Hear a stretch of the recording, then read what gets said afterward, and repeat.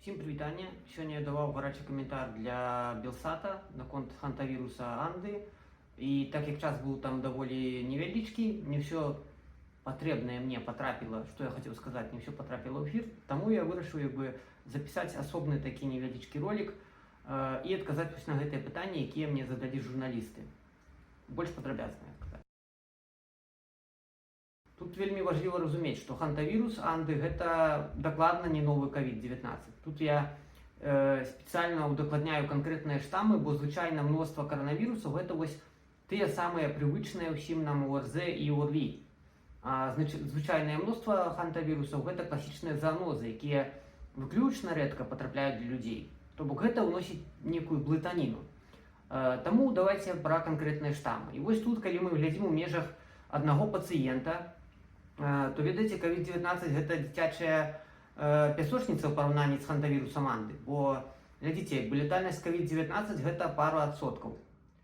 Шмат хто пераносіць агулам бессімптомна. Захворванне цягнецца тыднямі, паступова, ёсць час на ШВЛ, на перабор усіх гэтых магчымых лекаў, мільён, якія перабіралі ў 2020 годзе.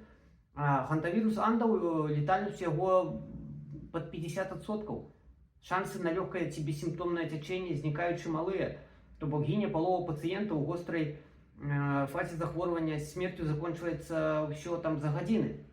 Вірус ушчэнт разбурае судзіны, не пакідае ніякіх варыянтаў. Калі б хантавірус Андаў навучыўся распаўсюджвацца як каранавірус, нам усім была крышка за месяц. Прычым цікава, што памеры і тып наначасцін, вось гэтых вірыёнаў, яны прыкладна аднолькавыя. То бок там ліпідна-абалонкавыя адналанцуговыя РНК-вірусы памерам каля 100 нанометраў. У хантавіруса хіба што крышку меншы геном. Таксама у іх розная марфалогія паверхні. Той жа COVID-19 ён устойлівы пераносіцца мелкадысперсным аэразолем, а з-за гэтага, з-за марфалогіі менавіта. А хантавірус Андаў ён пераносіцца такім буйнадысперсным кропельным аэразолем. То бок ён проста пакуль не выпрацаваў эвалюцыйную калоідную браню для сябе. Розны таксама і мэтавы рэцэптар. COVID-19 ён цапляўся за ACE2 рэцэптар, якога шмат у носавай поласці, а у хантавіруса Андаў яго мэта бета-інтэгрыны.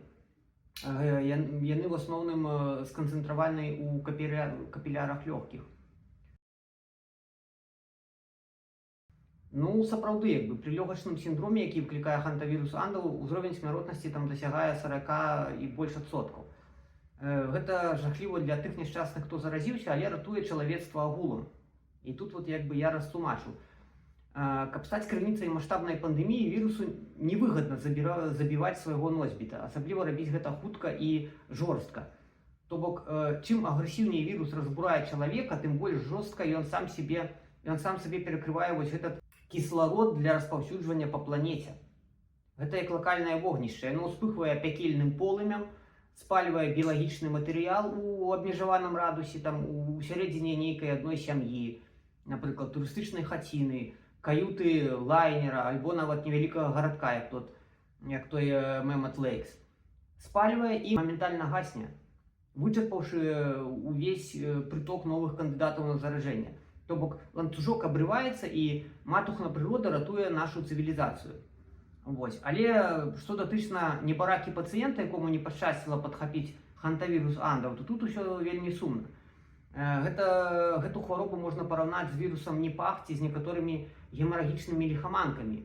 Лічыце, што гэта умоўны аналаг медыйна вядомай эбалы. Агульнае тут для ўсіх захворванняў гэта надзвычайны, абсалютна руйнавальны для чалавека працэс захворвання з высокай верагоднасцю смерці. Дарэчы, прагучыць дзіўна, але эпідэміялагічныя службы нават развітых краін зараз не могуць проста ўзяць і паставіць дыягназ хантавірус Анды, бо ў іх проста адсутнічаюць валідаваныя дыягностыкумы. Ёсць гэта ўсё толькі ў Аргенціны, краіны з эндэмічнымі для гэтага хантавіруса рэгіёнамі. А яна пакуль змагла зрабіць толькі 2500 набораў. Гэта вось вам пра гатоўнасць свету для новай пандэміі.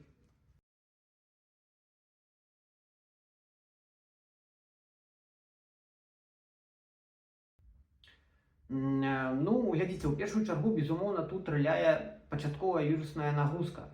колькасць вірусных наначасцін, якія патрапілі ў арганізм. Гэта лічыце, што школьная хімія. Нехта трапляе, напрыклад, у старое закрытае памяшканне ў эндэмічным раёне, ці лезе ў той аргенцінскі сметнік у Шуае, каб сфотаграфаваць тушку каракару Дарвіна, там, удыхае канцэнтраваны біяразоль з вірыёнамі, імгненна інгаліруе сабе вірусалагічны вырак у глыбокія аддзелы лёгкіх, і ўсё. То бок памерлая зараз гэта сам 70-гадовы арнітолаг і яго жонка, якая была з ім у цеснай каюце цягам 2 тыдняў. Ну, магчыма, яшчэ прыбіральнік, які круціўся каля хворага там на піку інфекцыі. Да суседзяў вірус паветрам не даляцеў, ну, падаецца, што не даляцеў. То бок памерлі самыя пажылыя у закрытым асяродку, якія да таго ж атрымалі максімальную дозу вірыёнаў. Тут трэба сказаць, што першы тыдзень пасля інкубацыйнага перыяду гэта хвароба нагадвае звычайнае моцнае харчовае атручэнне. То бок у першыя дні рэзка падымаецца высокая тэмпература, пачынаецца дыярэя, млоснасць, востры боль у страўніку. То бок пры звычайным харчовым атручэнні пацыент вельмі рэдка мае такія інтэнсіўныя болі ў сцёгнах і спіне. А пры хантавірусе ж вельмі баліць ніжняя частка тулава. Вось. Ну а потым праз 5-10 дзён дыярэя саступае месца адчуванню ціску ў грудях і сухому кашлю. Наступае так званая кардыягенная дыхальная недастатковасць, ну плюс ацёк. І дыханне становіцца немагчыма без ШВЛ. Ціск моцна падае, дарэчы, гэта так званы маланкавы гемадынамічны шок. То бок пры харчовым атручэнні ад такога пераходу ад млоснасці да лёгачнага дыстрэс-сіндрому яго у прынцыпе ніколі не бывае. І гэта вось трэба разумець.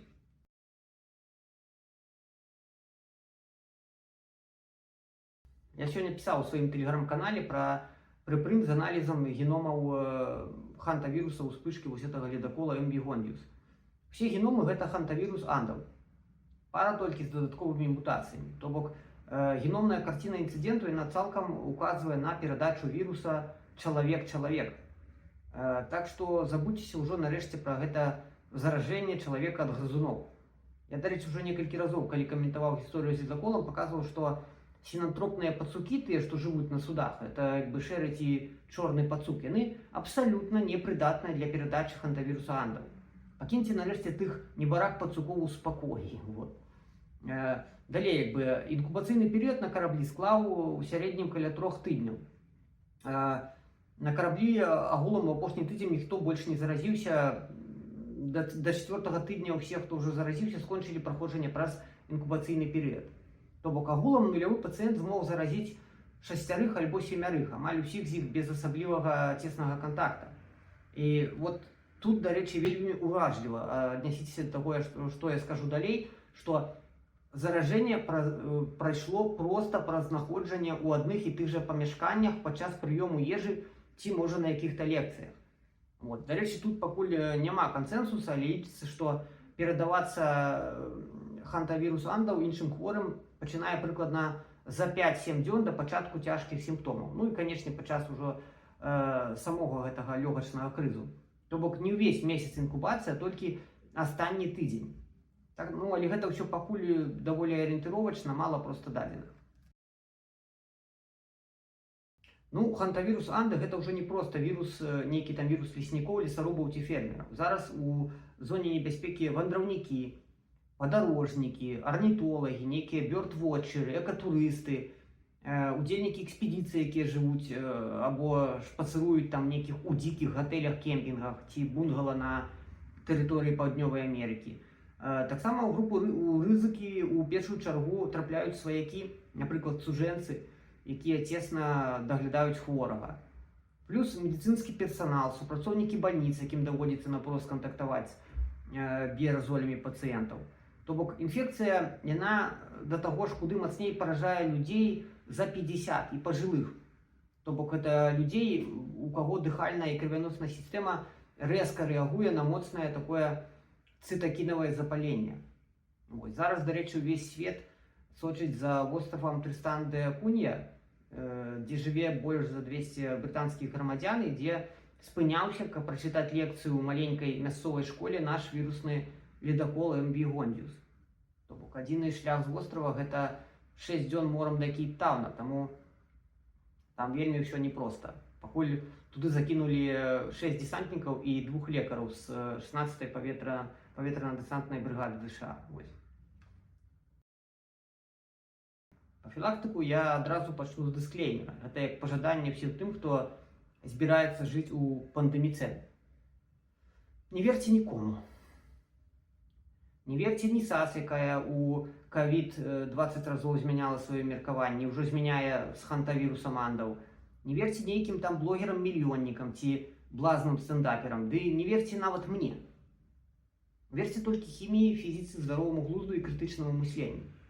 Толькі гэта працавала падчас ковіда, толькі гэта будзе працаваць у выпадку любой іншай эпідэміі.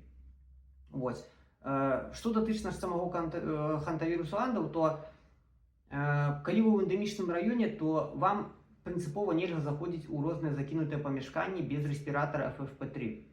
Гэты рэспіратар нагулам павінен у другой палове 21 стагоддзя быць у кожнай жаночай касметычцы. Перад тым, як заходзіць у старое памяшканне пасля зімы, адчыніце наперад поўнасцю вокны і дзверы. Дайце скразняку гадзіну вынесці аэразолі. Бачылі недзе памёт грызуноў ці нейкае сумнеўнае смецце, ніякіх венікаў ці пыласосаў, ніякіх. Залівайце гэта ўсё акісляльнікам, гіпахларытам ці перакісам вадароду. І толькі праз 20 хвілін прыбіраеце потым тое, што засталося, вільготнай сурвэтачкай у шчыльных пальчатках, абавязкова праветрываўшы пакой. І не забывайце кантамінаваныя гэтыя біяадкіды потым спаліць. Калі, не дай бог, нейкія хворыя, то памятайце, што кожны чалавек з дыягназам хантавірусу анды павінен быць у максімальна жорсткім каранціне, як у тым фільме пра штам Андрамеды. То бок зафіксаваныя раней успышкі хантавіруса ў андах, яны цалкам зачыняліся каранціннымі мерамі. Хутчэй за ўсё гэта будзе і так жа будзе гэта і ў выпадку успышкі на ледаколе. Дарэчы, выключыць, што яшчэ некалькі чалавек захварэюць і нават памруць нельга, бо каранцінныя меры на ледаколе ўвялі не адразу. Тут патрэбна разумець, што ад вірусаў такога ўзроўню ратуе толькі жорсткі карантын і фізічныя бар'еры для кропельнага абмену. Жыццё ў пандэміцэн яшчэ зробіць з кожнага дасведчанага вірусолага.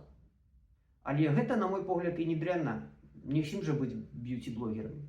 Сапраўды.